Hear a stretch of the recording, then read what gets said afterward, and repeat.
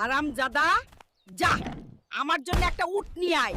উটের পিঠে চড়ে আমি মিশরের পিরামিড ঘুরে দেখব। দাদি আমাকে হারামজাদা বলে অপমান করলো। আকাশ পাতাল যেখান থেকেই পারি উট আমাকে নিয়ে যেতেই হবে। এই জিরাফ, বাঁচতে চাইলে বল এখনই, উট কোথায় লুকিয়ে আছে? মাথা মোটা জঙ্গলে কোনোদিন উট থাকে? যা মরুভূমিতে যায় দেখ।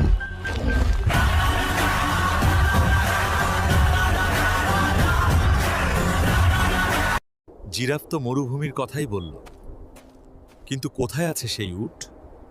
এই উট তোর পিঠে চড়ে দাদি পিরামিড দেখবে। আপোষেই যাবি নাকি কেলানি দিতে হবে? চলুন জাহাপনা, আমি আপোষেই যেতে রাজি।